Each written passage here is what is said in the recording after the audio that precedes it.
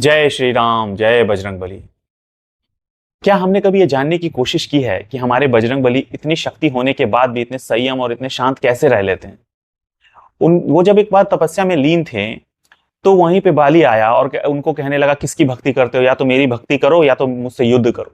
उन्होंने कहा कि चले जाओ, मैं अपने प्रभु श्री राम की भक्ति में लीन हूं। उसने उनको ललकारा कि मुझसे युद्ध करो। प्रभु को क्रोध आया, वो युद्ध के लिए तैयार भी हो गए, तो स्वयं ब्रह्मा जी को आना पड़ा। कहते हैं आप स्वयं नारायण स्वरूप है, आप कहाँ जा रहे हैं उससे लड़ने? वो तो अपने शक्ति के मद में इतना चूर हो चुका है, उसको समझ में नहीं आ रहा वो किससे क्या बातें कर रहा है। आप तो बुद्धि के देवता हैं, आपको तो सब पता है ना कि वो नादान है, उसको क्षमा कर दीजिए। कहते हैं नहीं, वो मुझसे कुछ भी कह लेता तो मैं सुन लेता, लेकिन उसने मेरे प्रभु राम को भी ललकार दिया, तो मैं नहीं मानूंगा, मैं जाऊंगा।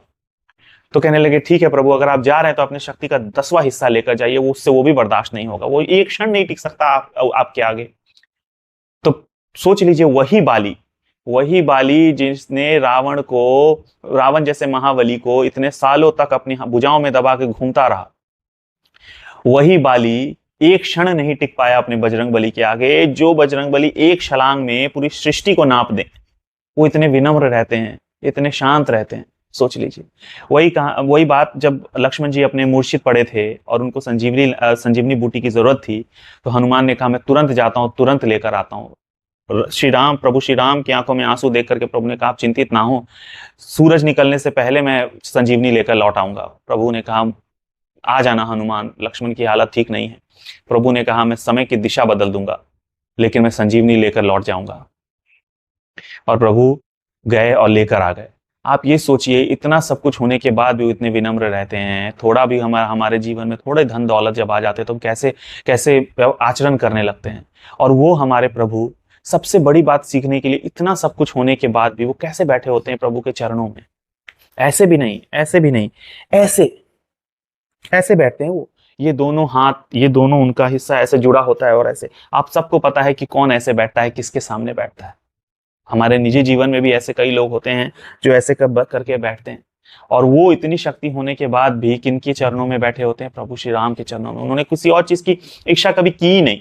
प्रभु मुझे मेरे पास कुछ भी नहीं है, मैं आपके सामने अदना सा हूं, आप ही है सर्वेश्वर, मैं क्या करूं? प्यार में अक्सर लोग क्या कहते हैं? प्यार में चूर। आजकल के जो लोग हैं जो प्यार करते हैं, वो कहते हैं कि मैं तुम्हारे लिए दिल दे दूंगा, जान दे दूंगा, तुम जो बोलोगी वो कर दूंगा।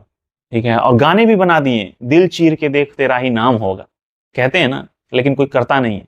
हमारे प्रभु बजरंगबली ने तो सदियों, हजारों, लाखों साल पहले ये कर दिया। क्या?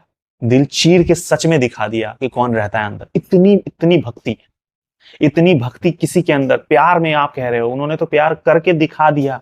आओ कर लो उनकी जितनी प्यार। आप वही चीज आज लोग फॉलो करते हैं कि भाई मैं तो तुमसे बहुत प्रेम करता हूं। कोई नहीं कर सकता जो प्रभु ने कर दिया। इतना सब तो छोड़िए, प्यार में हम लोग आज बोलते हैं कि मैं तेरे बिना जी नहीं सकता, एक पल में मैं मर जाऊंगा। जिस इंसान ने किसी के लिए अगर दिल चीरा होता, वो इंसान अगर वो उससे दूर जा रहा होता, तो एक पल वो रह पाता? नहीं रह पाता ना। सोच लीजिए, इतना सब कुछ करने के बाद भी प्रभु ने उसको बोला कि तुम्हें यहीं रहना पड़ेगा लोगों का उद्धार करने के लिए। एक बार उन्होंने उफ तक नहीं किया। और आज वो यही है, इस धरती पे हैं, लोगों का उद्धार कर रहे हैं, अपने प्रभु से दूर ध्यान मग्न है वो, और राम राम जपते रहते। जहां प्रभु इतने योगी बन चुके हैं, इतने जोगी बन चुके हैं उनके प्रेम में, कि जहां राम नाम सुनते हैं वहीं पहुंच जाते हैं, वहीं लोगों का उद्धार करने लगते हैं। इतना इतना प्रेम, इतनी करुणा है उनके अंदर कि आप बस, अब अगर अपने जीवन में कुछ भी पाना है, कुछ भी हासिल करना है, एक बार बस बजरंगबली का आचरण अपना लीजिए, उनको अपने दिल में बसा लीजिए। वो जैसे जीवन जीते हैं, समर्पण, जैसे भक्ति भाव से, एकदम छोटा बन के कि मेरे जीवन में कुछ भी नहीं है, मुझे जो मिला है सब मेरे प्रभु ने दिया है, मैं उनको समर्पित करता हूं। फिर देखिए आपके जीवन में कैसे कैसे चमत्कार होते हैं। हम तो बस थोड़ा सा कुछ मिल जाता है, हम ये कहने लगते हैं मैं उससे बात नहीं करता, वो मेरे लिए कुछ नहीं है।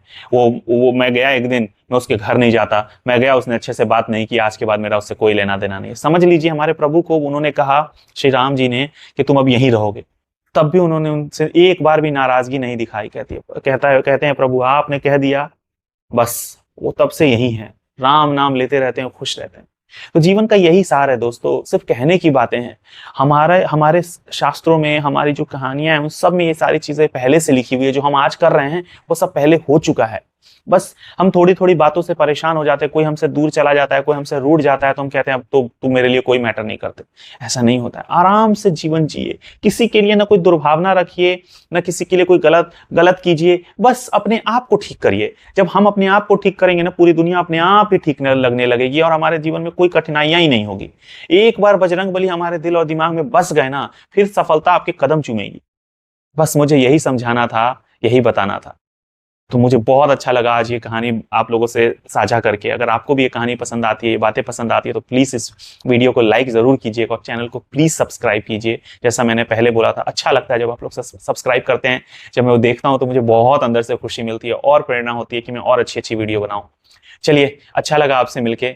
कल मिलते हैं फिर एक नई वीडियो, नए कंटेंट में। जय श्री राम, जय बजरंगबली।